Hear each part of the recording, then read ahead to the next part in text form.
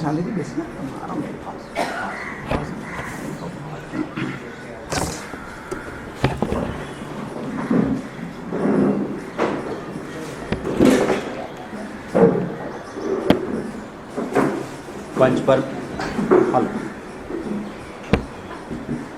पंच परमेश्वरी नमस्कार।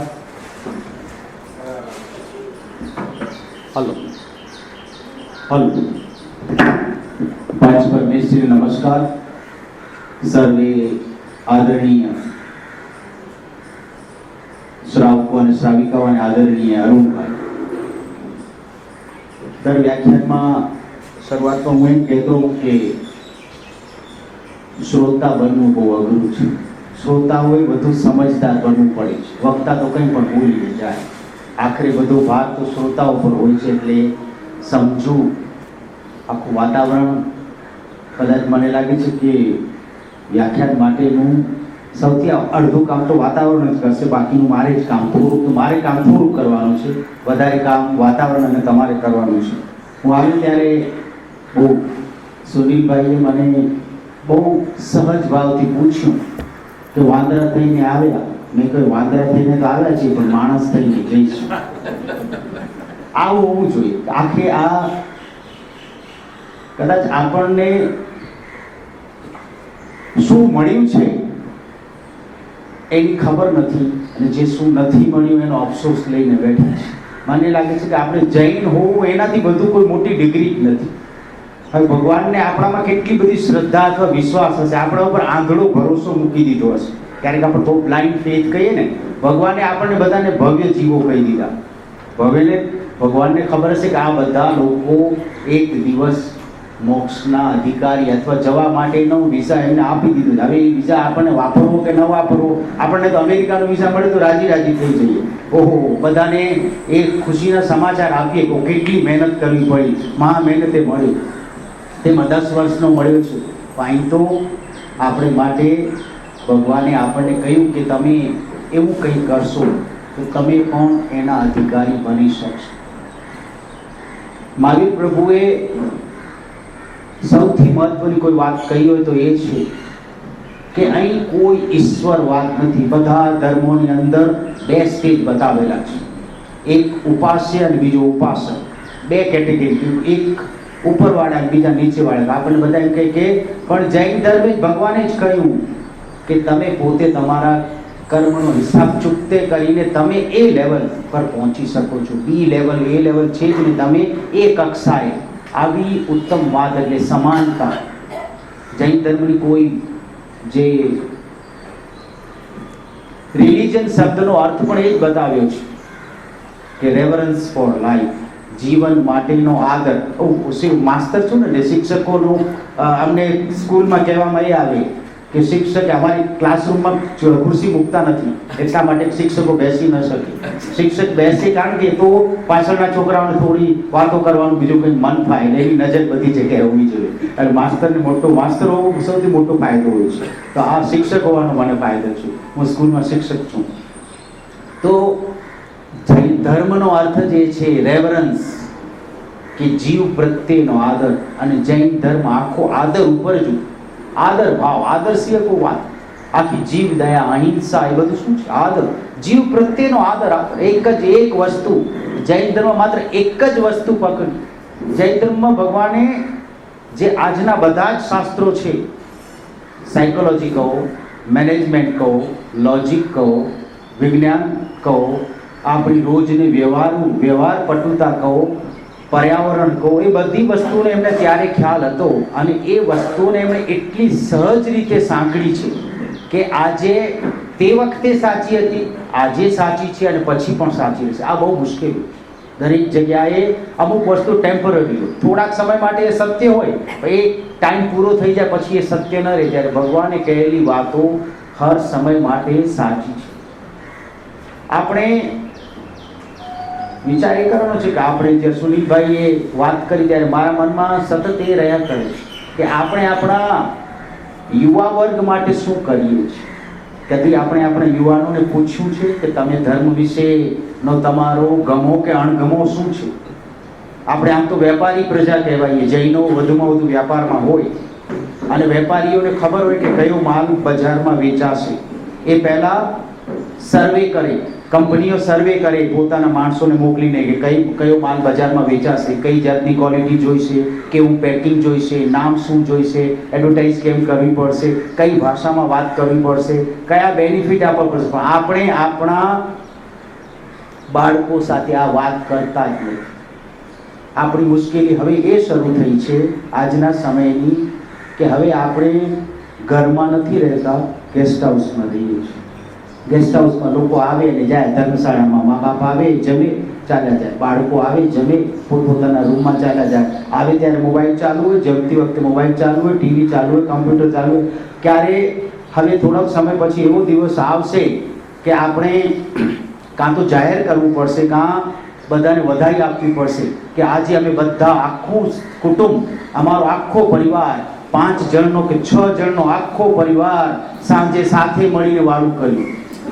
એવું આપણે ઉજવવો પડશે. એ દિવસે આવશે, એ દિવસ દૂર નથી. કારણ કે આપણે અને તે વખતે અમે પૂરી 10 મિનિટ બધા જણાએ વાતો કરીને બધા જણાએ વાતોમાં ભાગ લીધો. આપણે તો લૂછતું જે ખાવું, કોઈનું ધ્યાન જમતી વખતે ક્યાંય હોય છે?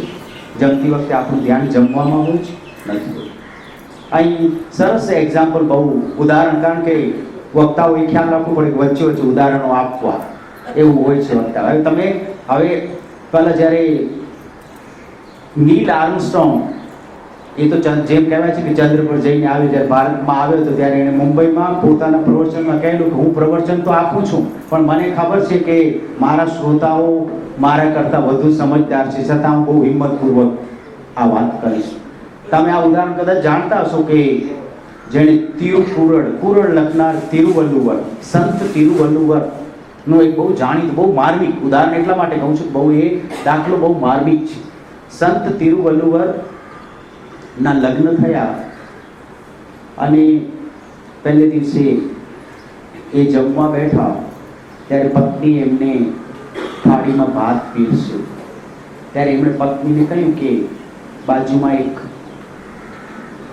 વાટકીમાં પાણી લઈ આવો અને એક સોય લઈ આવો. પત્ની એમ સમજી કદાચ એમના ઘરનો આવો રિવાજ હશે. તે વખતની પત્નીએ પ્રશ્ન ન પૂછ્યો. આજે હોય તો પૂછે, શા માટે જોઈએ છે? બરોબર છે, પૂછવું જોઈએ. તો એને ન પૂછ્યું, જમી લીધું, વાત પૂરી થઈ ગઈ. પછી બીજે દિવસે તિરુવલ્લુવરને કહેવું ન પડ્યું. પત્નીએ જમતી વખતે ભાત પીરસ્યો, બાજુ થાળી છે, બાજુમાં પાણીની વાટકી છે, સોય છે, રોજ ક્રમ ચાલતો જ રહ્યો. એક દિવસ, એક અઠવાડિયું, એક મહિનો, 1 વર્ષ, 10 વર્ષ, 20 વર્ષ, વર્ષોના વર્ષો ક્રમ ચાલતો જ રહ્યો. પત્નીએ કદી બીજી વાર પૂછ્યું જ નહીં, ન તિરુવલ્લુવરે કશું કહ્યું. પછી જ્યારે પત્નીનો અંતિમ સમય આવ્યો ત્યારે પત્નીએ બહુ સંતોષ સાથે કહ્યું કે બાકી બધું તો બરોબર સારું ચાલ્યું, આપણે બહુ સંવાદથી દાંપત્ય જીવન ચાલ્યું, પણ મને પૂછવાનું એ મન થાય છે કે આ પાણીની નાનકડી વાટકી અને સોયનું રહસ્ય શું છે? ત્યારે તિરુવલ્લુવર તો સંત હતા, એમણે કહ્યું કે એ જ તો આપણા જીવનની ધન્યતા છે. પણ કંઈક આ તો મને સમજાયું નહીં કે આ જીવનની ધન્યતા શું છે. ત્યારે તિરુવલ્લુવરે કહ્યું કે મેં એમ વિચાર કરેલો કે તમે જ્યારે મને થાળીમાં ભાત પીરસશો, જો તે વખતે તમારું મનમાં બીજું કંઈક ચાલતું હશે તો કદાચ ભાતના થોડાક દાણા થાળીની બહાર પડી જશે અને એ ભાતના દાણાને હું સોયથી ઉપાડી પાણીમાંથી સાફ કરી અને ભોજનમાં વાપરીશ. પણ તમને ધન્ય છે કે તમે એવો એક પણ પ્રસંગ આવવા ન દીધો કે આ વાતનું રહસ્ય ખુલ્લું થાય. અને પત્નીને સંતોષ થઈ તિરુવલ્લુવરે કહ્યું કે આ તમારી ધન્યતા છે, તમને અભિનંદન આપું છું. હવે આ આખો દાખલો આપણે આપણા જીવન ઉપર ઉતારીએ તો શું થાય? વિચાર કરીશું કે આપણે ધ્યાન હોતું જ નથી. ઘણીવાર આપણને પૂછે તમે 2 દિવસ પહેલા શું ખાધું હતું, કારણ કે તે વખતે આપણું ધ્યાન ટીવીમાં હોય તો ફોનમાં હોય એટલે યાદ પણ ન હોય શું ખાધું હતું, શું પીરસ્યું હતું, કોને શું છે. એટલે જે આપણી એની સાથેનું જોડાણ, તો આ ધર્મમાં પણ એવું થયું. આપણે થયું ભગવાને બહુ હું બહુ સરળ વાતો, મેં સુનિલભાઈને કહ્યું કે બહુ શાસ્ત્રની વાતો કરવા માટે અરુણભાઈ બરોબર છે, મારે શાસ્ત્ર સિવાયની વાત બહુ નાનકડી. મને હંમેશા મારા મનમાં એક જ હોય છે કે ભગવાને સરળ માણસોને ખ્યાલ રાખ્યો છે, વિદ્વાનોને થોડાક અલગ મૂક્યા છે. તમે થોડાક છો, તમે અલગ રહો એ સારું છે, બાકી સામાન્ય લોકોને તો સંસારમાં જીવવાનું છે. આપણે બધાએ, અને આપણે ત્યાં હવે હમણાં જ અમે ગઈકાલે જ કોઈકે મને કહ્યું કે આ ક્યારે પતે છે, આ પર્યુષણ ક્યારે પતે છે. આપણે ત્યાં સૌથી ભયંકર શબ્દ કોઈ હોય તો આ પતાવવું, કે પતાવ્યું કે આ કાર્યક્રમ પતી ગયો, આ પતી ગયો, અને પતાવવું કે પતાવી દેવું એ બહુ છે. આપણે દિવાળી આવી કે કેટલા ઘર પતાવ્યા. આ જે પતાવવું નથી, ઉજવવું છે, ઉજવવાનું હોય છે, એને સતત કન્ટિન્યુ રાખવાનું હોય, જે સતત રાખવાનું હોય છે, થોડોક સમય માટે ને હંમેશ રહે. આપણે ભલે કહેતા હોઈએ કે અમે ધર્મ કરીએ છીએ, પણ એ વાક્ય સુધારીને જો કહેવું હોય તો એમ કહેવાય કે અમે ધર્મ જીવીએ છીએ. ધર્મ એ જીવવાની વાત છે, કરવાની વાત નથી. માતા કદી એમ કહે છે કે હું મારા બાળકની સંભાળ, એ બાળક માતા જીવે, માતા પ્રેમથી પ્રેમ જ કરે, એને માટે કંઈ અલગ નથી કરતો. આપણે શ્વાસોશ્વાસ અલગ લઈએ છીએ કે ચાલો 8 દિવસ જે પર્યુષણની બધી જૈણા પાડી, બધું મા મહેનતે મુશ્કેલીથી આ બધું સાચવ્યું, ગમે તે કરીને પાર પડી ગયા, ચાલો છૂટ્યા, રાહ જોઈએ. પણ કદી શ્વાસોશ્વાસ લેવામાં આવું કર્યું છે? શ્વાસોશ્વાસ સહજ છે, ભૂખ સહજ રીતે લાગે છે, આપણી લાગણીઓ સહજ રીતે જન્મે છે. તેમ ધર્મ એ પણ જીવનમાં સહજ જ્યારે આવી જાય ત્યારે કોઈ ભાર જ ન લાગે, ભાર ન લાગવો જોઈએ. કારણ કે આપણે બહુ કદાચ અઘરી વાતો એમ સમજીએ, જોઈએ આપણા યુવાનોને પૂછવા જઈએ એ તો કંઈક આટલા બધા વિધિ નિષેધો છે, આ બધું આમ ન કરવું, તેમ ન કરવું. ભગવાને આ બધું નથી કહ્યું, ભગવાને સહેલી વાતો કહી છે. અને મને જો ગમતી, હંમેશા દરેક જગ્યાએ આ વાત તો કહું છું. જો ક્યારેક તમારામાંથી કોઈ જો મને પહેલાં ક્યાંક સાંભળ્યા હોય તો એમ જ કહું કે ભગવાને કેટલા સરળ ઉદાહરણ આપ્યા. ભગવાને કયું ઉદાહરણ આપ્યું છે કે એમણે કહ્યું કે આ બહેનોને ખબર હશે, હવે આ બહેનોને આ વર્ગમાં તમારા સુધી ખબર છે, પછી ખબર નહીં રહે કે ઘરમાં આપણે સોય દોરો રાખીએ જાય, પછી સોય દોરો રાખવાની જરૂર નહીં પડે, કારણ કે બટન ટાંકવાના ને બધું તો હવે નીકળી જશે, કપડાં વાપરવાના ને ફેંકી દેવાના, કે કાઢી નાખવાના હજી સુધી.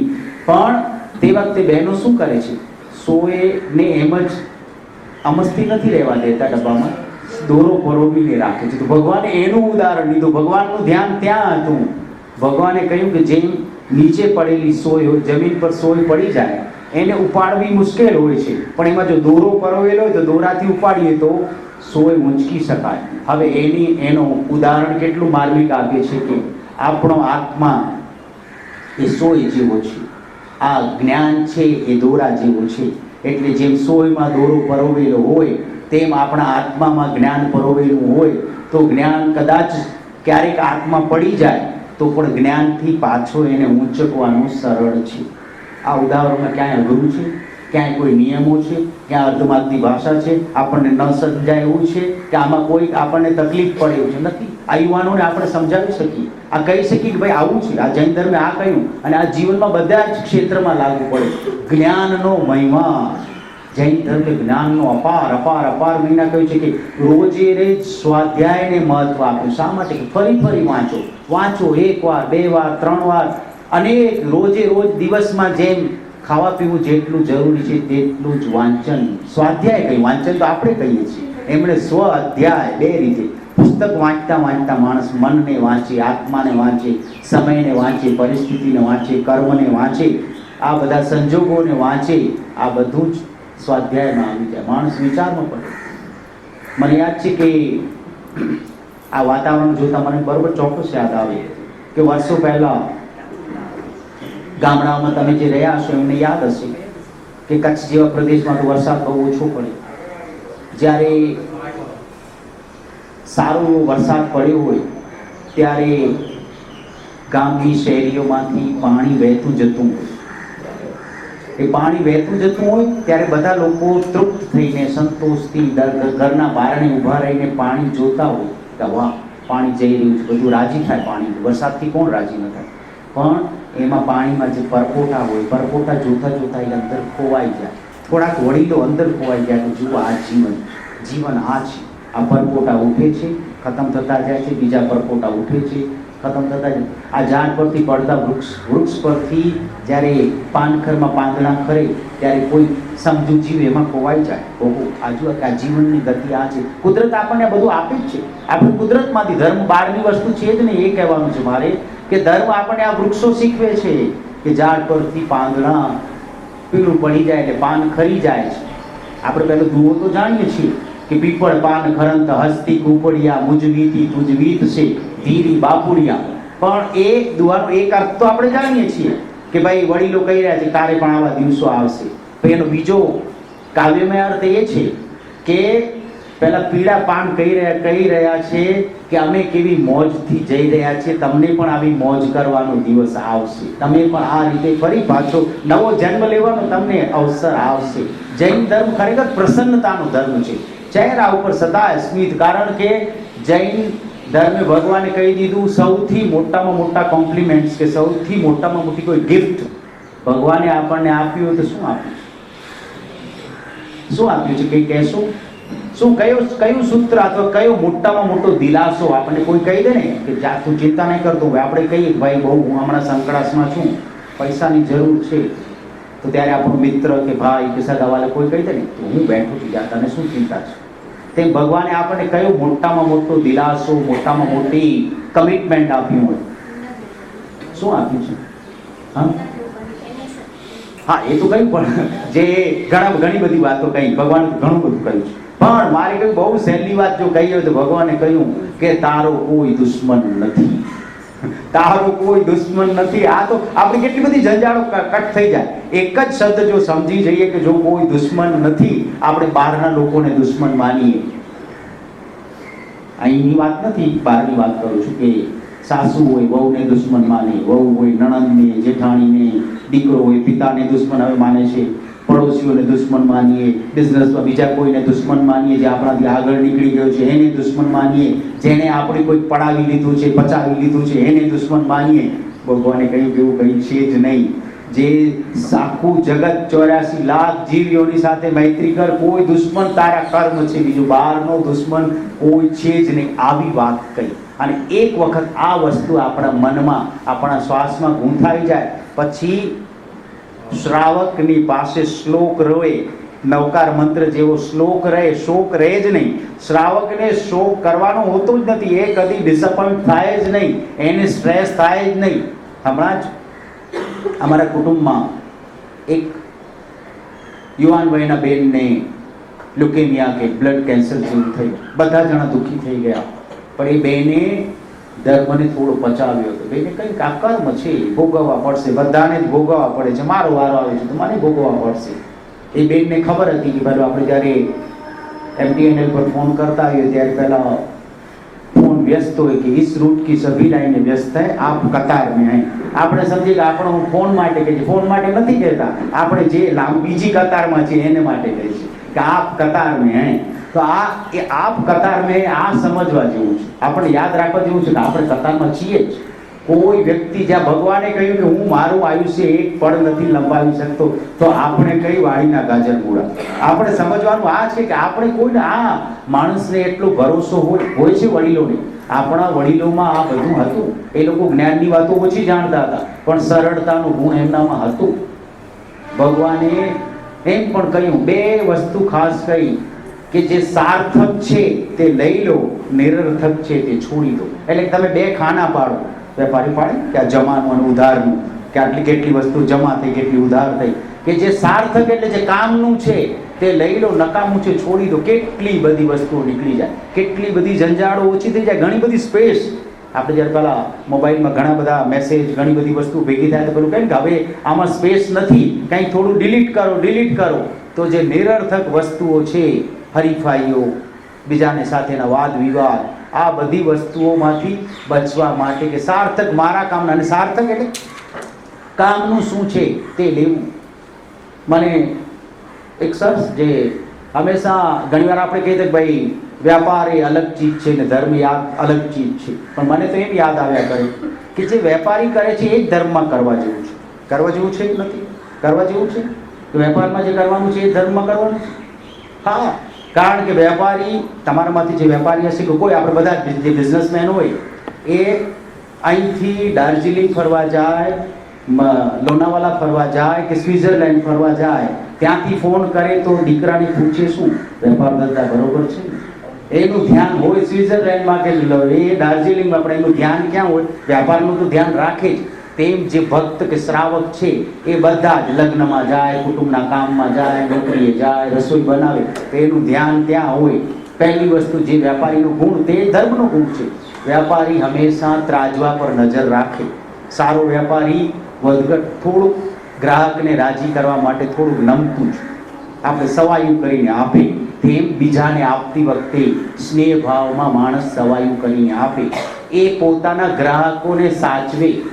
ક્યારેક કોઈ ગ્રાહક કે 2 દિવસ પૈસા ના આપી શકે તો ખમી ખાય. તો આ ક્ષમતાનો ગુણ જીવનમાં ગ્રાહકની જેમ વ્યાપારીની જેમ જ આપણે લાવીએ. તો વેપારી એક બહુ મોટો, બીજા 2 મોટા કામ કરે છે.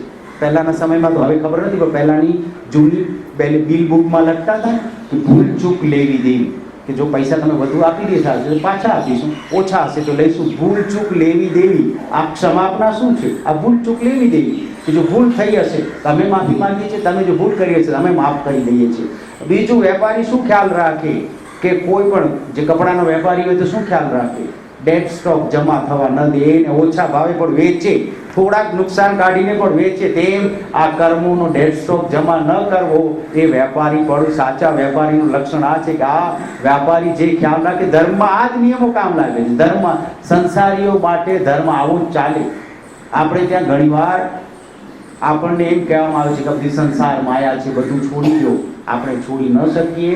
મને બરોબર યાદ છે કે કોઈ આચાર્ય ભગવંતે, બહુ નામ યાદ નથી હોતું, એમણે બહુ સરસ કહેલું કે સંસારીઓને, ગૃહસ્થોને આ ઉપદેશ આપવા જેવો નથી. આ ભૂલ છે. સંસારીઓને, ગૃહસ્થોને ઘરમાં રહીને કામ કરવાનું છે. એ આપણી જેમ પાત્ર લઈને ક્યાંય જમવા જવાના નથી. એમની ટ્રીટમેન્ટ બીજી કોઈ નહીં કરાવી આપે. એમને પૈસા જોઈશે, એમને વ્યવહાર જોઈશે, એમને કુટુંબ જોઈશે, એમને ઘર ચલાવવું પડશે. માટે આપણા માટે અણુવ્રત બનાવ્યા કે તમે થોડુંક તો કરો, થોડીક તો શરૂઆત કરો. જૈન ધર્મ બહુ આપણને નાના બાળકને જેમ પંપાડીને કરે, નાના બાળક તું ભાઈ આ નહીં તો આ લે, આ નહીં ચાલ પછી થોડુંક લેસન કરે, ચાલ ચોકલેટ ખાવી છે ખાઈ લે પણ પછી લેસન કરશે. આપણે ઘણા બધા, તમારામાંથી ઘણા તપસ્વી હશે, ઉપવાસ કરે, આઈમ્પી કરે, બધી તપસ્યા ઉત્તમ છે. આખરે આપણા શરીરને કસવા માટે, આત્મા સુધી પહોંચવા માટે. પણ જે ખરેખર જેને બહાના કાઢવા છે તો એ લોકો પાસે સારા બહાના છે. શું કરીએ, કામ રાતના મોડા આવી એટલે ચોવિયાર ન થાય, સવારે ઉઠતાની સાથે બધે એસિડિટીનો પ્રોબ્લેમ છે એટલે અમે કંઈ કરી ન શકીએ, વ્રત તપ ન કરી શકીએ, ડૉક્ટરે દવા ખાવાનું કહ્યું છે માટે તપ ન કરી શકીએ. ત્યારે આ બધા માટે એટલું કહ્યું, ભલે ચલો આ કોઈ તપ નથી કરતા, સૌથી સહેલું તપ કયું છે? ઉણોદરી. યસ, ઉણોદરી જેવું તો સહેલું તપ આપણે કરી જ શકીએ. કે રોજ ભલે તમે ડાયાબિટીસ હોવા છતાં પણ તમને ગુલાબજાંબુ ભાવે છે તો કે 4 ખાતા હો તો 3 ખાજો, 1 તો છોડી શકો. આટલું, એમાં કંઈ નથી છોડ કરવાનું, કંઈ જ નથી. ગુલાબજાંબુ ખાવાની છૂટ છે, ભોજનની નાય નથી, છતાં પણ એનોય લાભ આપે. ભગવાને કહે ચાલતા એનાય તને બેનિફિટ મળશે.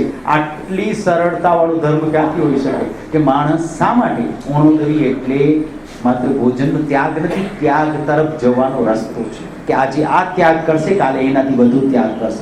એનાથી એને સમજ આવશે, મનમાંથી ત્યાગની ભાવના આવશે. ધીમે ધીમે વસ્તુઓનો ત્યાગ કરશે, બોલવાનો ત્યાગ કરશે, બીજી વસ્તુઓનો પરિગ્રહ ઘટાડશે. પરિગ્રહ પરિમાણમાં એમ જ કહ્યું. મને એક વેપારી યાદ આવે છે, પૂરેપૂરા આપણા જેવા જ ગૃહસ્થ હતા, બહુ સરસ. રોજે રોજ એના કપડાં જોઈએ તો કપડાં સાદા હોય પણ એટલા ઇસ્ત્રી કરેલા સારા. જ્યારે છેલ્લે મળ્યા ત્યારે મને એમણે કહ્યું કે ભાઈ હવે આ 4 જોડી કપડાં છે, બસ આ છેલ્લા આ 4 જોડી કપડાં જ ચાલવાના છે. અને ખરેખર એમણે 4 જોડી કપડાથી જીવન ચલાવ્યું. કે બસ એમને અંદાજ આવી ગયો હતો કે મારું આયુષ્ય કેટલું છે. આટલી ક્ષમતા ગ્રસ્તોમાં પણ હોઈ શકે છે, કારણ કે પરિગ્રહ પરિમાણ કરી શકે છે, થોડી મર્યાદાઓ બાંધી શકે છે. આ સાવ સહેલું છે. અને એમ કરતાં કરતાં સ્પેસ ઊભી થાય છે, એનાથી નિરાંત સર્જાય છે. જીવનમાં નિરાંત આવે. ઘણી બધી વસ્તુઓના ઢગલા હોય ત્યારે આપણે એમાં મૂંઝાઈ જઈએ છીએ, પછી ખબર નથી પડતી શું કરવું. તેવી જ રીતે સાવ સહેલું કામ ભગવાને શું કહ્યું? એ કહ્યું કે આપણને, ભગવાનને ખબર હતી, જે સંતોને ખબર હતી, જ્ઞાનીઓને ખબર હતી કે આપણને બધાને મોટા ભા બનવાનો બહુ શોખ. મોટા ભા બનવાનો કોને શોખ ન હોય? મોટા ભા બનવાના કારણ કે મોટા ભા બનવું એટલે શું કરવું? બીજાને સલાહ આપી, આમ નહીં આમ કરવું જોઈએ, આમ કરીએ તો સારું લાગે. બધાને સલાહ, નાના બાળકો સલાહ આપે આપણને કે તો માથું દુખે છે ને, કોઈ મલમ લગાડી તો સારું થઈ જશે, આમ નહીં કરો, ઠંડુ પાણી નહીં પીઓ. તો એ સાચી સલાહ તો બરોબર છે, પણ આપણે પછી ત્યાં ખ્યાલ નથી રાખતા. આપણે સલાહ આપીએ કે સુનિલભાઈએ કચ્છમાં એક બંગલો બનાવ્યો, આપણને બોલાવ્યા, ગૃહ પ્રવેશમાં ગયા, બરોબર છે, જવું જોઈએ, વ્યવહારિક વસ્તુઓની ના નથી, પણ આપણે એમને બંગલો જોઈએ કે આ બંગલો સારો છે, આમાં તમને સુખ મળશે, એવું બધું કહી શકીએ, વાંધો નથી. પણ આપણો પેલો અંદર બેઠેલો મોટો ભા જાગે અને આપણને કહે કે આટલાથી નહીં, તું જરાક કંઈક વધુ કહે. એટલે આપણે કહીએ કે સુનિલભાઈ આટલો બંગલો છે, આટલો મોટો પ્લોટ પડેલો છે, એક સ્વિમિંગ પુલ બનાવી દો ને, મજા આવી જશે. બસ આપણા કર્મ બંધન આ અનર્થ દંડ કે આનાથી વિરમવાનું છે, તે અનર્થ દંડથી. આપણે જેમાં તને નથી, તને તરતા આવડતું નથી, તારે આ સ્વિમિંગ પુલમાં તરવાનું કે ડૂબવાનું, અને સુનિલભાઈ બનાવું તો બનાવે, ન બનાવે તો ન બનાવે, એની મરજીની વાત છે. આપણા બાપાનું શું? છતાં આપણે રહેતા નથી. આપણે મોટા, આપણને આ કર્મ બંધન ભગવાને કહ્યું કે મનથી તું વિચાર કરશે, અતિક્રમ વ્યતિક્રમ તે આ જ છે. મનથી વિચાર કરે એટલે કર્મ બંધાય. આ અકાઉન્ટ ભય જે કમ્પ્યુટરાઇઝેશન આટલું ક્યાંય નહીં હોય. બેંકોમાં કમ્પ્યુટરાઇઝ હોય છે બેંકો, પણ બેંક વાળાને જો મજા ના આવે, કોઈ ક્લર્ક ન ગમતું, એ કે સર્વર બંધ છે, આજે કંઈ નહીં થાય કામ, એમના કમ્પ્યુટર બગડી જાય છે. આપણું કર્મનું કમ્પ્યુટર બગડવાનું આટલી સિસ્ટમેટિક કે જે તેવું કરશે એવા કર્મ બંધાશે જ. જેવો તું વિચાર કર્યો કે પડે જે જોતા બોલતા ખાતા પીતા હરતા ફરતા કર્મ પુણ્યના કે પાપના બંધાતા જ રહે છે. એટલે બચવાનું છે, એટલે જાગૃત રહેવાનું છે. જૈન ધર્મ આ કહે છે કે તું, ભગવાને એટલે જ કહ્યું કે ભગવાનને જ્યારે પૂછ્યું, આ બધું આપણે બહુ જાણીએ છીએ કે કેમ ચાલવું કેમ બોલવું, ભગવાને કહ્યું કે બધું જૈના નહીં. બહેનોને મારે ખાસ અભિનંદન આપવાના છે કે જૈન ધર્મને ઘરમાં કે સમાજમાં સાચવનાર કોણ? આવડ. આખરે રોજ સવારમાં ઉઠતાની સાથે બહેનો પહેલું કામ પ્રમાર્જન, જે આ પહોંચડી છે એ આપણને સૌથી પહેલામાં પહેલું કામ. જો ભાઈઓ ચા બનાવવા જાય તો શું કરે? ચા બનાવતો તો આવડે નહીં, આવડે તો એમ જ સ્ટવ પર પ્રગટાવી દે. જ્યારે તમે આટલી નાનકડી જૈણાની જે વસ્તુ છે, જૈન ધર્મે કેટલી મોટી વાત કરી, તું આ જીવને બચાવવાની વાત. અને જૈના એક વખત જીવનમાં આવી જાય તો આપણને હાલતા ચાલતા એવા પ્રસંગો આવ્યા જ કરતા હોય. કોઈને ને કોઈને બચાવવાનો વિચાર માત્ર આપણને પુણ્ય ઉપાર્જન કરી આપે છે. આપણે કેટલું ભલું કરી આપે છે કે નાની વસ્તુ, પાણી ગાળીને વાપરવું, માત્ર પાણી નહીં, વાણીને પણ ગાળીને વાપરવું. બોલતા પહેલા 2 વાર ગાળવું. આપણે ભાઈ હા, વેપારી એ કરતો હોય છે ને કે ક્યારેક કોઈને ફોન પર કહે, જો નક્કી કરવું હોય તો 1 વાર ન પૂછે, 50 રૂપિયા નક્કીને, કાલે પૈસા આપો છો નક્કીને, હા, કારણ કે 2 વાર કન્ફર્મ કરી લે. તેમ આ પાણી ગાળીને વાણી પર કંટ્રોલ. બોલતી વખતે કોઈ પણ હિંસાના ભાવવાળી વાણી ન વાપરવાની. આપણે અનર્થ દંડમાં તો સવારના પોરમાં છાપું વાંચીએ અને તરત જ કહીએ કે આને તો આના ટાંટિયા તોડી નાખવા જોઈએ, આને ફાંસી આપવી જોઈએ, આ બધાનું તો સત્યાનાશ થવું જોઈએ. આવું બોલીએ જ. ટીવી જોતા મારપાડના દૃશ્યો, હિંસાના દૃશ્યોથી આપણું મન રહેતું નથી. ત્યારે કહ્યું કે અનર્થ દંડથી ખરેખર બચવા જોઈએ. અને અનર્થ દંડમાં કે ઉપવાસ તો કરવાનો નથી, દાન તો આપવાનું નથી, સામાયિક કરવા કે પ્રતિક્રમણ કરવા બેસવાનું નથી. અનર્થ દંડ સહજ રીતે થઈ શકે, બહુ સહેલી વસ્તુ. મને રંગભાઈ તમે એક વખત આખું અનર્થ દંડ બરોબર સમજાવજો. બધા લોકો તૈયાર છે, બધા જ જણા માનશે અનર્થ દંડ સાવ સહેલીમાં કશું નથી કરવાનું. અને તમે કઈ કરશો તો અરુણભાઈને પણ લાભ થશે, 5-10% મને પણ ફાયદો થશે. કારણ કે આવું આપણે ત્યાં ભગવાને, આપણે જાણતો હોય કે કોઈ કે એસ્ટેટ એજન્ટ હોય, એ કોઈનું મકાન બતાવવા જાય કે ભાઈ આ ઘર, આ બ્લોક ખાલી છે, આ વેચવાનું છે, ભાડે આપવાનું છે. એ શા માટે જાય? કારણ કે એમાં એને કમિશન મળવાનું હોય. ભાઈ એને કમિશન મળે ક્યારે? સોદો થાય ત્યારે.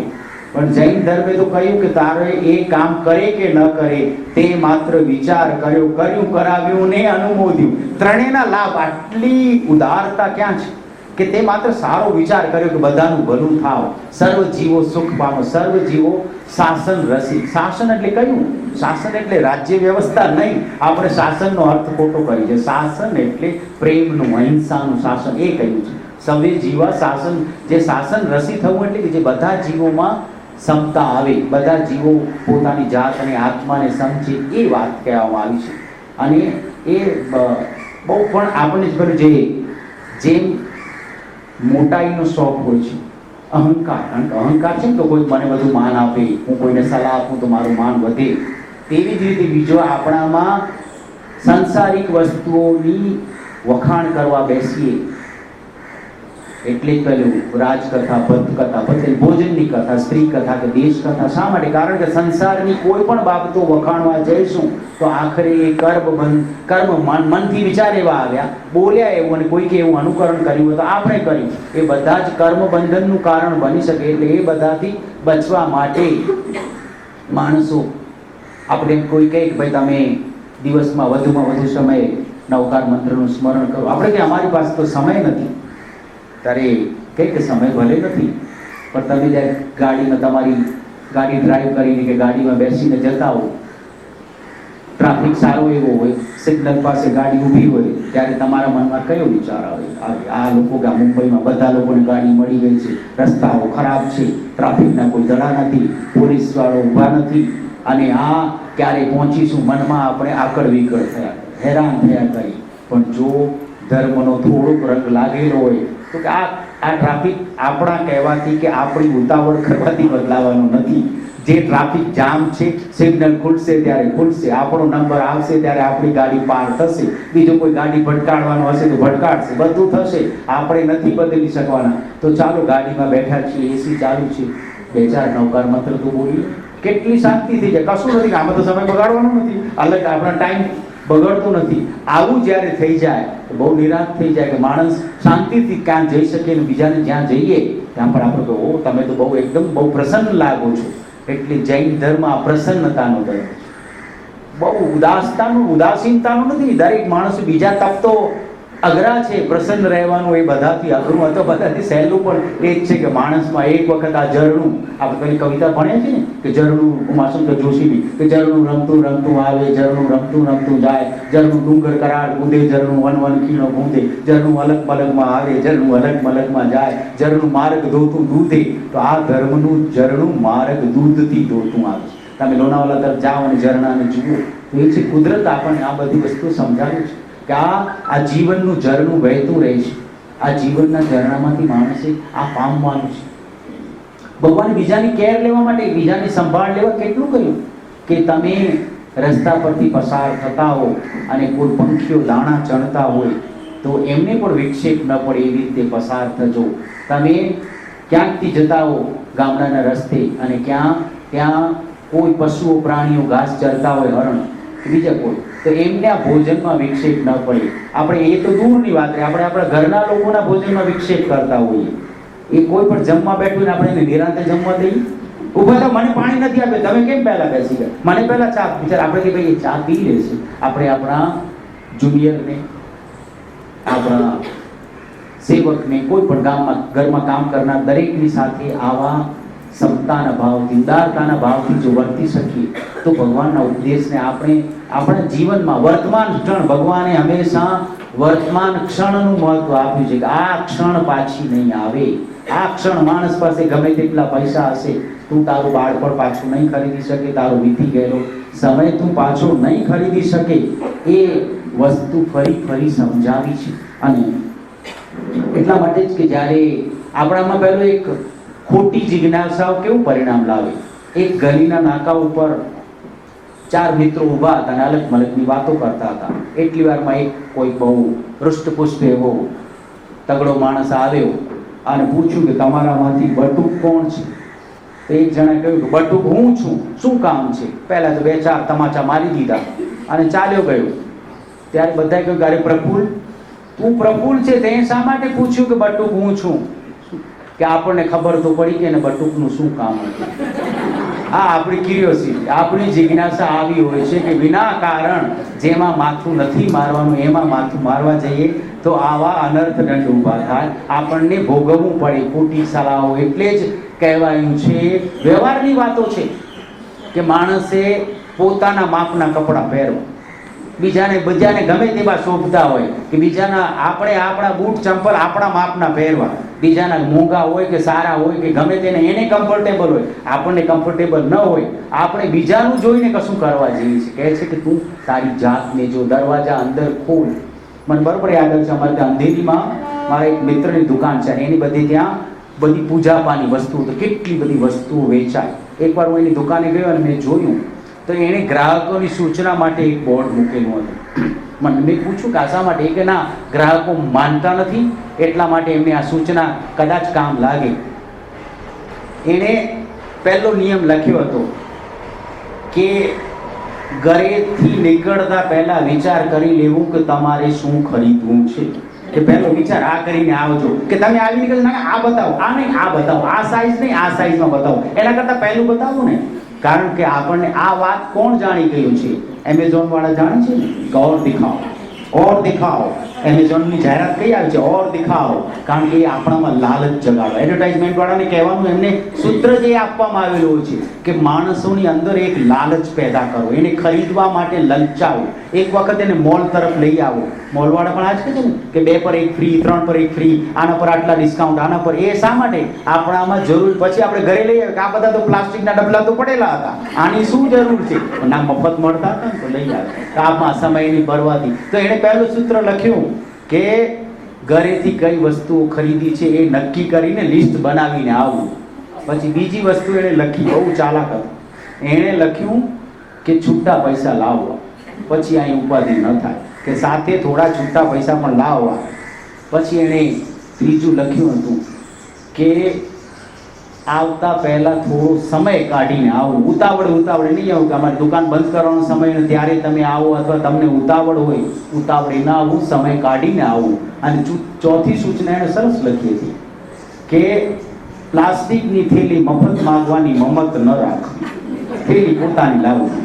આ બધા ભલે સંસારના નિયમો થાય, બધી જગ્યાએ ધર્મમાં, બધી જગ્યાએ વ્યવહારમાં કામ લાગે એવી વસ્તુ છે કે આપણને કામ લાગે કે માણસ જાગૃત થઈને જાય તો કેટલું રિલેક્સ છે. આપણે બધી વસ્તુઓની જાગૃતિ બહારગામ જતી વખતે આપણે બેગ પેક કરતી વખતે ખ્યાલ રાખીએ છીએ ને કે પાછા આવતા આ એક વધારાની થેલી શા માટે લીધી? બહેનોને ખબર હોય કે પાછા વળતા વાપીથી પાછા વળીશું તો ત્યાં શાકભાજી સસ્તા આવશે, લેતા આવીશું, તો થેલી તો જોઈશે ને આપણે. તો એ ખ્યાલ રાખીને ત્યારે ભગવાને કહ્યું કે આ વસ્તુ શું છે? પરિણામ લક્ષી. પરિણામનું ખ્યાલ રાખો કે આ બધું કર્યા પછી એનું પરિણામ શું આવશે, રિઝલ્ટ તો ખ્યાલ રાખવું જ પડે ને. મેનેજમેન્ટમાં આ શીખવે છે, વેપારી પણ આ ખ્યાલ રાખે છે કે આ બિઝનેસમાં આટલા પૈસા લગાડીશ, એનું પરિણામ શું આવશે? દીકરાને ભણાવ્યા પછી આ કરીશું, એનું પરિણામ. તો દરેક કાર્ય કરતા એનો ખ્યાલ રાખીએ, આ કર્યા પછી એનું પરિણામ. તો કેટલી બધી હિંસામાંથી બચી જઈએ, કેટલી બધી વસ્તુઓમાંથી બચી જવાનું. માણસને માટે નિરાંત આપવાનું કામ. જો મને એમ કહે કે ભાઈ પછીના ભાવની બીજી બધી પછી ભવિષ્યની વસ્તુ તો આપણે એટલું જ્ઞાન ન હોય, આપણામાં આપણી બધી પહોંચ ન હોય. સંસારી આપણે સંસારમાં રહેનારા માણસો માટે આટલી સહેલી વાતો ભગવાને કહી. અને જે ભગવાને એમ પણ કહ્યું કે આ સૂત્ર મને લાગે છે કે બીજા કોઈ ધર્મને જો મળ્યું હોત તો એ લોકોએ એને કેટલી મોટી પબ્લિસિટી એને ક્યાં પહોંચાડી દીધું, આપણે એનો કોઈ ઉપયોગ ન કર્યો. ભગવાને જે કહ્યું કે તને સુખ ગમે છે તે બીજાને સુખ ગમે છે, તને દુઃખ નથી ગમતું તો બીજાને દુઃખ નથી ગમતું, માટે તું બીજાને દુઃખ ના આપ. આવું મહાન સૂત્ર, યુનિવર્સલ સૂત્ર જૈન ધર્મ ભગવાને આપ્યું તો બધા માટે, કે બધાની સાથે 84 લાખ જીવીઓની માટેની જે મૈત્રી ભાવ. આપણને કોઈ એમ કહે કે તમને 1000 રૂપિયા મળે તો રાજી થાવ. પહેલા રાજી થતા હતા, હવે 1000 રૂપિયામાં માણસો લગભગ રાજી નથી થતા. થાય છે 1000 રૂપિયાથી ઠીક છે, એમ કે ચાલો લાખ રૂપિયા મળે થોડાક રાજી થઈ, કે કરોડ રૂપિયા મળે તો બહુ રાજી થઈ. પણ પછી આપણને બીજો સવાલ એ પૂછે કે તારી પાસે કરોડ રૂપિયા છે અને કોઈ એકનું તું આયુષ્ય ખરીદી શકશે? કે ના, કંઈ ગમે તેટલા રૂપિયા કોઈનું આયુષ્ય ખરીદી શકાય. રૂપિયાથી કંઈ જ ખરીદી, બીજી વસ્તુઓ ખરીદી શકાય, આયુષ્ય નથી ખરીદી શકાતું. તો કે તો ભાઈ તું જે એક નાનકડી કીડીને કે મંકોડાને બચાવે છે, તને આનંદ કેમ નથી થતો? એને આનંદ થવો જોઈએ, આપણને પ્રસન્નતા, ઝરણા ફૂટવા જોઈએ આપણા મનમાં, રાજી થવું જોઈએ. જો આજે મેં બહુ સાવધાનીથી જૈનાથી આ કામ કર્યું, જેનાથી આ બચી ગઈ. એક જીવને મેં હું એની જૈણા પાડી શકું, એને બચાવી શક્યો. આટલી સાવધાની, જાગૃતતા એ બહુ મહત્વની વસ્તુ છે. અને આખરો ધર્મ મનના વિચારો ઉપર જ મૂક્યો છે. મનમાં આવતા વિચારોને જ સમજાવવાની બહુ મહત્વની વાત. અને આ બધામાં ભગવાને નવકાર મંત્રમાં એમણે જૈન ધર્મ ન મૂક્યો. ભગવાન કેવી ભૂલ કરી, એણે જૈન ધર્મ મૂકવો જોઈતો હતો. કોઈ આપણને જે પ્રિય ગચ્છ હોય એનું નામ મૂકવું જોઈતું હતું. એમણે પોતાનું નામ તો મૂકે ને, માણસો પોતાનું નામ ન મૂક્યું. કોઈનું નામ ન કે એમણે યુનિવર્સલ બનાવ્યું કે જે કોઈએ પોતાના રાગ દ્વેષને જીત્યા છે. અરિયંત, અરી એટલે દુશ્મનો નહીં. કયા દુશ્મનો? કે પાપના બધા જ દુશ્મનો, કે પુણ્યને પણ પૂરું કરી દે. એ બધાને વંદન, બધાને નમસ્કાર. સિદ્ધ જે થઈ ગયા છે એ બધાને જે જ્ઞાન આપનાર છે. એટલે એમાં સર્વને આદર ભાવ, આ બધાના ગુણોપાસના, ગુણની ઉપાસના છે. કે આ બધાનો થોડા છાંટા આપણા પર ઉડે. આપણે એમને જે માન આપીએ છીએ, એ મહાવીરની પછેડીને જે માન આપીએ છીએ તે આ છે. એની માટેની મહત્વની વસ્તુ છે. અને નવકાર મંત્રથી માણસને કેટલો બધો આનંદ થવો જોઈએ. આપણે ઘણીવાર હવે 2 દિવસમાં, કાલે કે પરમ દિવસે મોટા પ્રતિક્રમણ આવશે ને, આપણે એમ કહીએ ભાઈ પર્યુષણના પ્રતિક્રમણ. પછી આપણે પ્રતિક્રમણ ભણાવવા કોને આપીએ છીએ? જલ્દી પતાવે. આપણે પૂછીએ કે જલ્દી કોણ પતાવશે? એને જ નંબર લાગે કે જલ્દી. અને આપણે જેટલી ઝડપથી પાથરનું પાથરીએ છીએ અને પછી એટલી ઝડપથી આપણું આસન પણ ઉપાડી અને બહુ સંભાળીને મૂકી દઈએ છીએ. બસ હવે પૂરું થઈ ગયું, નથી જોઈએ. આપણે એમ જોયું કે ના, હું ફરી પાથરું, ફરી વાર બેસું, ફરી વાર કંઈ કરું, ફરી વાર થોડી નિરાંત કાઢું, એવું મનમાં થવું જોઈએ. અને આ નવકાર મંત્ર કઈ રીતે કામ કરે આપણા બધાના જીવનમાં? આપણે તો ગૃહસ્થ છીએ, ઘરની ફરજો રોજ નાની મોટી હિંસાઓમાં કરવી જ પડે છે, નથી બચી શકતા. મનમાં વિચારો આવે છે, ક્રોધના, માનના, માયાના, બધું આવે છે. એક દિવસમાં બધું નહીં છૂટી જાય. એક વખત એવું બન્યું કે હું પાર્લાની જમનાભાઈ નર્સિંગ સ્કૂલમાં છું, જૂ 7th રોડ ઉપર. હવે અમારી સ્કૂલની બાજુમાં એક આ રસ્તે છોડીને એક બંગલામાં કોઈ એક પરિવાર બેન રહેતા હતા. એમનો કોઈ દીકરો અમારી સ્કૂલમાં ભણતો હતો. એ બેન કોઈ ક્લબના કે કંઈ કોઈ સંસ્થાના મેમ્બર હતા અને એમને કંઈક લખવાનું કામ હતું. તો એમને લાગ્યું કે આ માસ્તરોને સોંપી કરી આપશે. એટલે એમણે મને સોંપ્યું કે આનું ઇંગ્લિશ કરવાનું છે, આનું મરાઠી પણ કરવાનું છે, ને આ બધું તમે કરાવી આપજો. તમે જેટલું ગુજરાતીનું તમે કરજો, બાકી બીજાનું કરાવી આપજો. મેં કરાવી આપ્યું. મરાઠી બીજા કોઈ પાસેથી કરાવી એને પૈસા ચૂકવી દીધા. પછી હું એમને આપવા ગયો તો એમણે કહ્યું ના હવે અમને નથી જોઈતું, આ કંઈ કામનું નથી. મારું કરેલું કામ, બીજા પાસેથી કરાવેલું કામ, મને પૂરેપૂરો ભરોસો હતો કે મને તો મારા કામની મહેનતાણું તો મળશે ને. મહેનતાણું શબ્દ એની મને જે છે એનું રેમ્યુનરેશન એ તો મળવું જોઈએ. એમાં કહ્યું આ જોઈતું જ નથી, હવે શું કામનું છે? મને ઘણો ગુસ્સો આવ્યો, એકદમ મનમાં ક્રોધ આવ્યો, દાંત કચકચાવે, બધું કર્યું.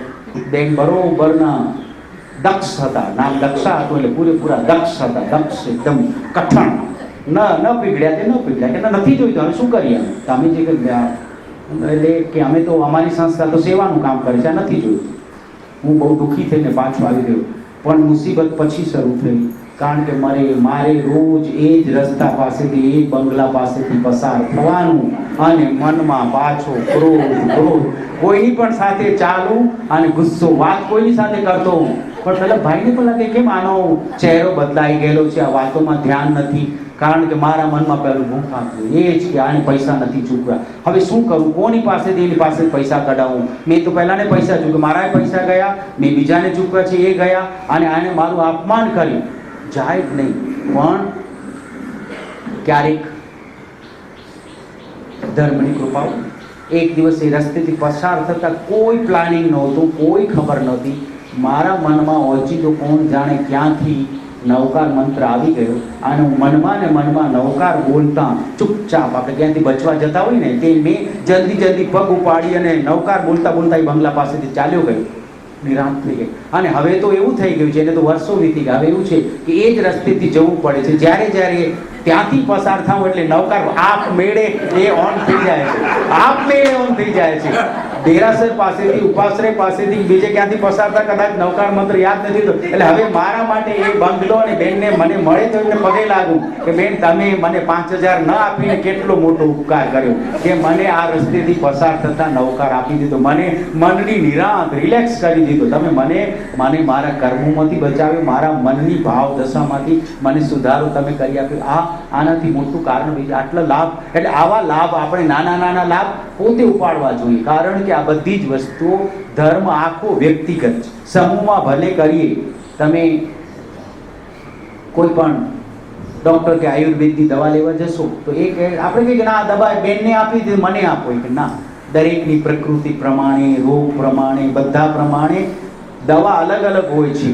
બધા માણસો માટે ભણતી વખતે સંગીત શીખવા જાઓ તો આપણે કહીએ ભાઈ તમે પહેલાં તો 2 મહિનામાં આ રાગ શીખવી દો, તો મને શીખવી દો, કે ના, દરેકની કક્ષા તો એ જે સમવાયનો નિયમ છે કે જે બધાને કાળ, દરેકનો કાળ, સ્વભાવ, કે આ બધી વસ્તુઓ છે તો દરેક માટે અલગ છે. આપણે બીજાએ કર્યું એમ નથી કરવાનું. આપણે મુશ્કેલી ઊભી કરી છે જૈન ધર્મમાં કે યુવાનોને નથી ગમતી, તે એક આપણે સંખ્યાઓ ઘુસાડી છે બધી જગ્યાએ. નંબર, આ ઉપવાસના નંબર, આટલા ઉપવાસ થયા, આટલી બોલીઓ બોલાઈ, આટલા રૂપિયા ભેગા થયા, આટલા વરઘોડા કાઢ્યા, અને એમાં જે કંઈ બાકી હતું તે આ ઇવેન્ટ મેનેજમેન્ટે પૂરું કર્યું છે. ઇવેન્ટવાળાને અમે બધું ઇવેન્ટવાળાને સોંપી દીધું છે. એટલે એમાં માત્ર લોકોને ભેગા કરવાનું અને ધર્મને બદલે ધર્મથી દૂર થવાનું.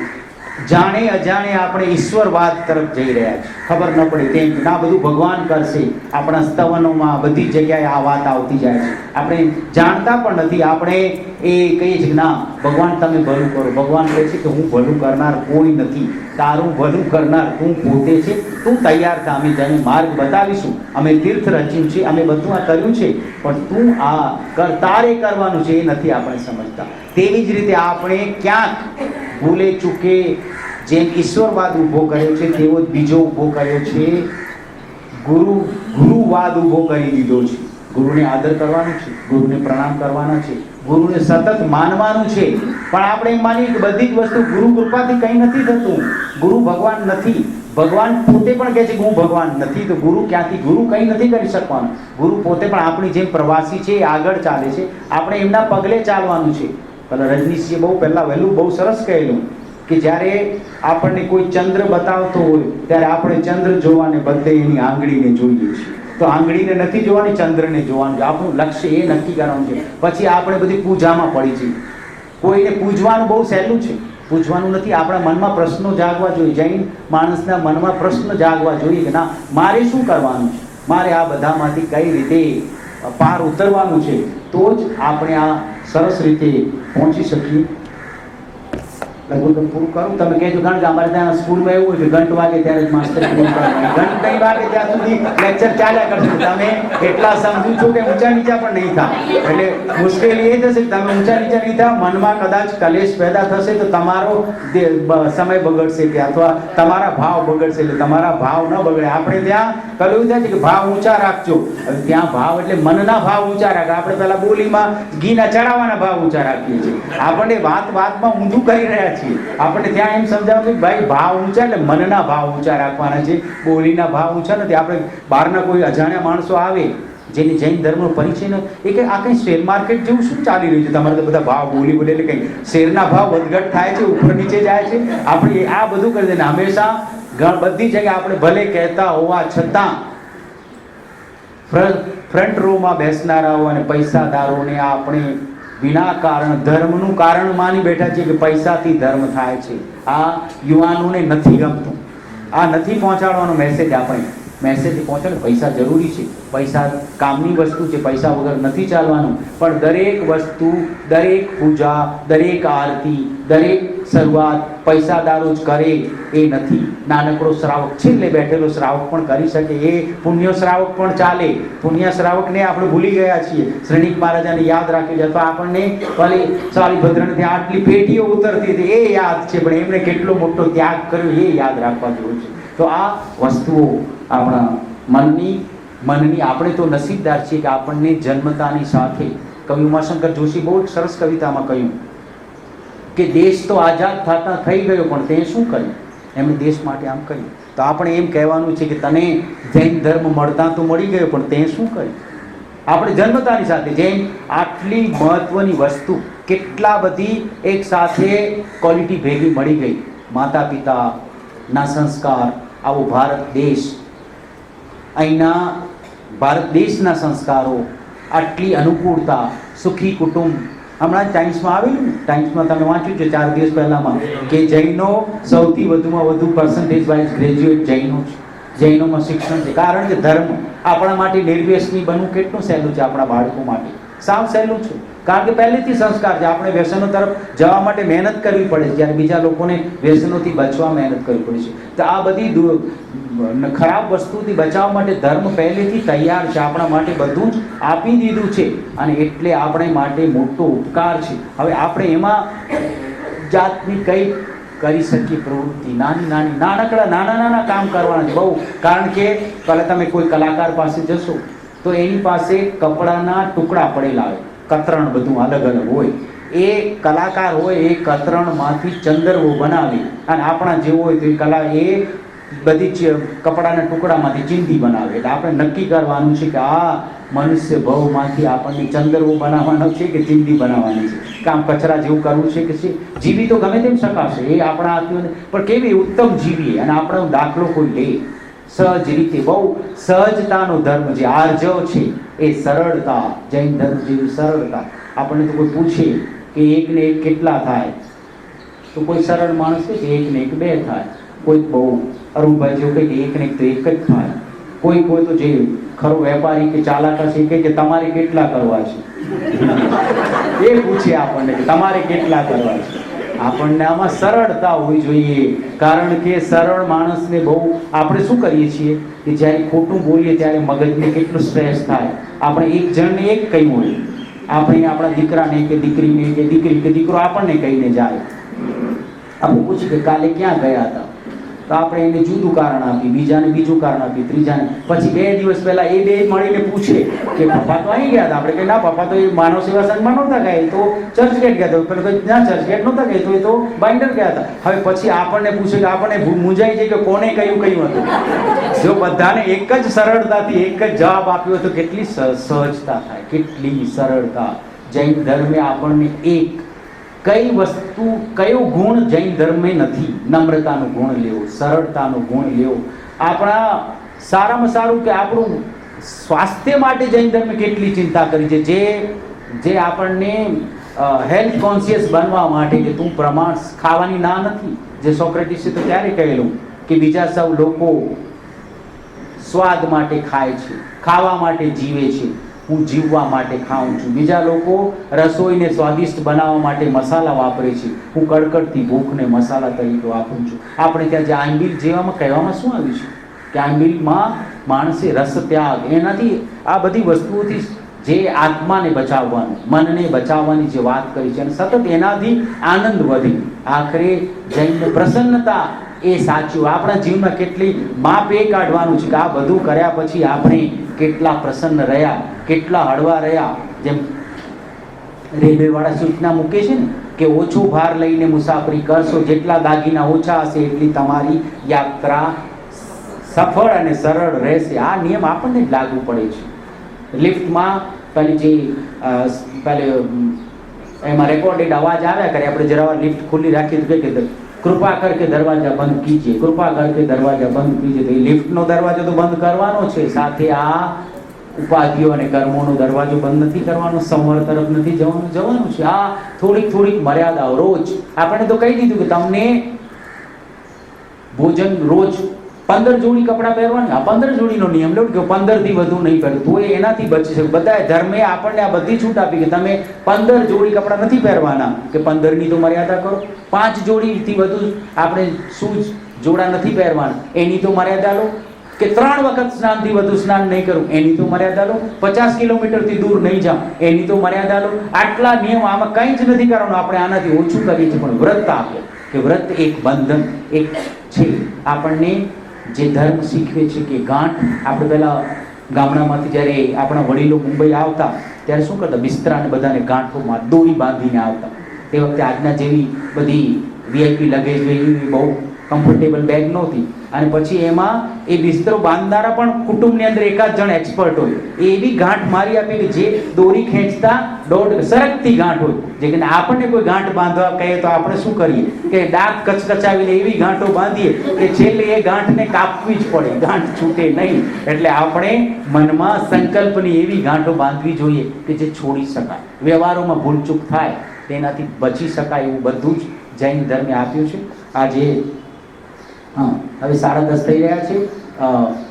બહુ મને ખરેખર આપ સૌને મળીને કદાચ હું પહેલી જ વાર સુનિલભાઈએ મને કહ્યું આવ્યું, મને આનંદ થયો કે આવવાને મને થોડુંક વાંચવા મળ્યું, ફરીથી વાંચ્યું બધું કે અને ફરીથી મને લાગ્યું કે મારે પોતે પણ આ બધું કરવા જેવું છે. માત્ર ઉપદેશો કોઈ બચવાનું નથી હોતું, પહેલું એણે એકડો પોતે માનવો પડે છે. આપણે ત્યાં ખબર જે બહુ જાણીતી વસ્તુ છે કે જે બેન બીજાના હાથ પર મહેંદી મૂકવા જાય છે એના પોતાના હાથ પર મહેંદી મસ્તી જ લાગી જાય છે.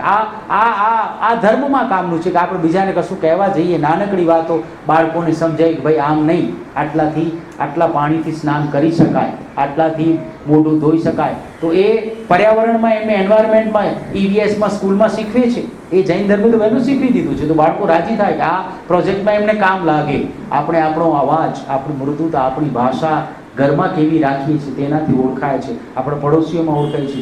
બીજા લોકો એમ કહે કે ના આ તો જૈન છે, એ આકરી ભાષા નહીં વાપરે, આ તો જૈન છે એ ખોટું નહીં કરે, આ જૈન છે એ કોઈનામાં વિખવાદ ઊભા નહીં કરે. આપણી આવી ઇમેજ ઊભી થઈ છે. આ જૈન છે એ દયાના દિલમાં દયા પ્રગટશે, એ કોઈકને કંઈક નાનકડી મદદ કરશે, એ કોઈકનું ભલું ઈચ્છશે, એ સમયનો વ્યય નહીં કરે.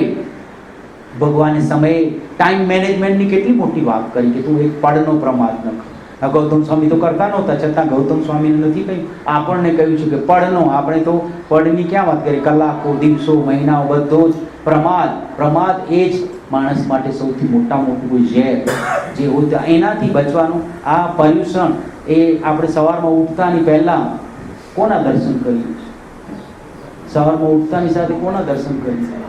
મોબાઈલના દર્શન કરીએ. વેરી ગુડ, હા બરોબર છે. આપણે ઉઠતાની સાથે મોબાઈલના દર્શન કરીએ છીએ. અને ઘરમાં વડીલો હોય, કોઈ બીમાર હોય કે નાના બાળકો હોય, આપણે પહેલાં એમને ચા પાણી દૂધ આપીએ છીએ? ના, પહેલાં મોબાઈલને દૂધ પીવડાવીએ છીએ.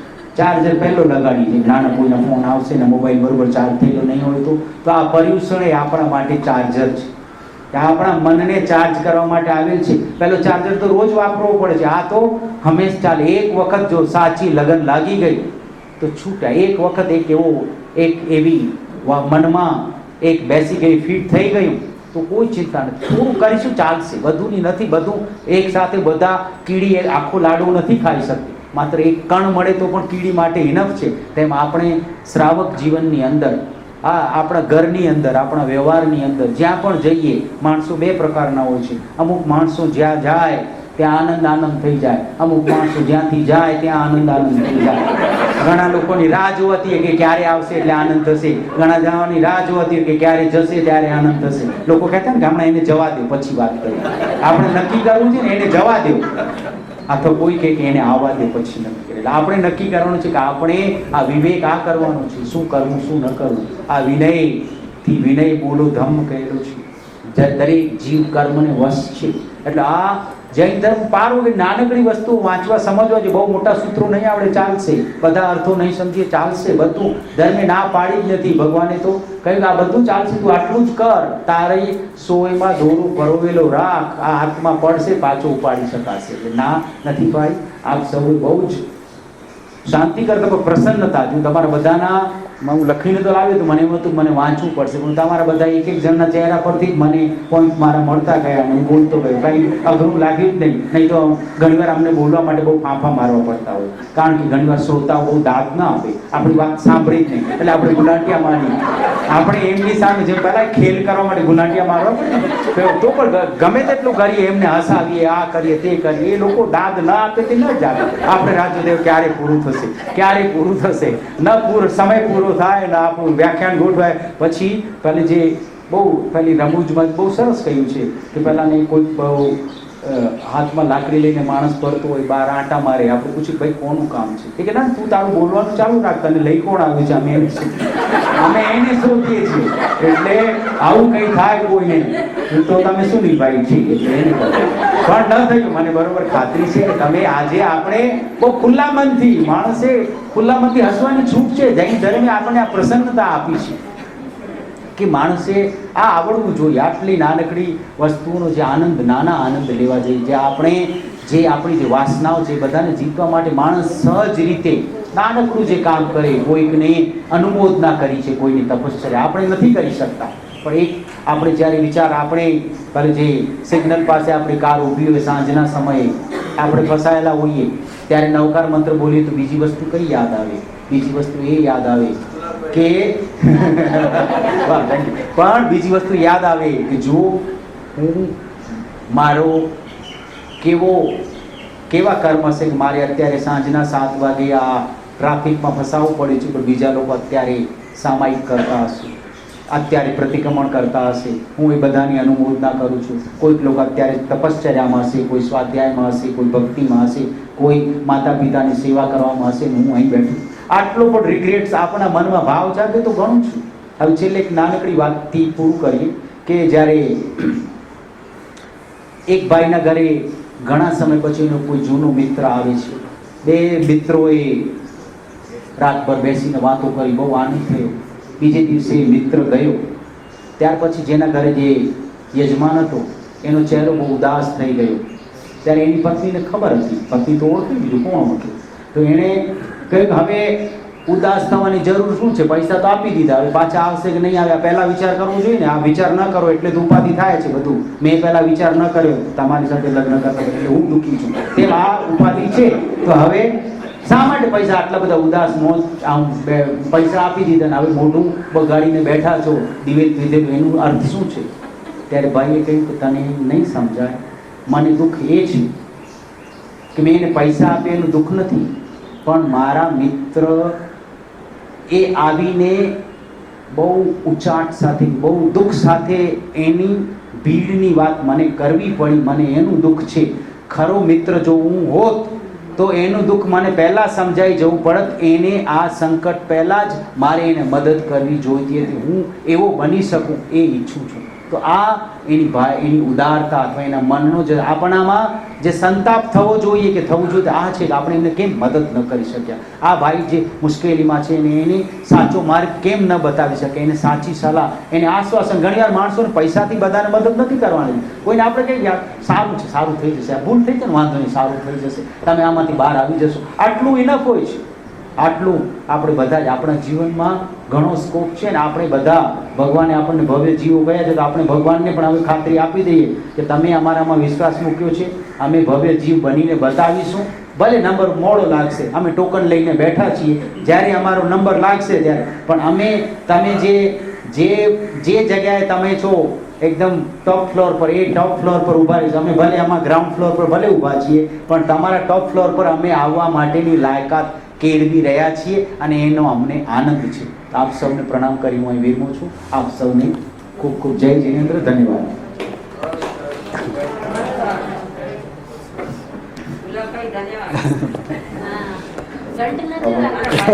ધન્યવાદ.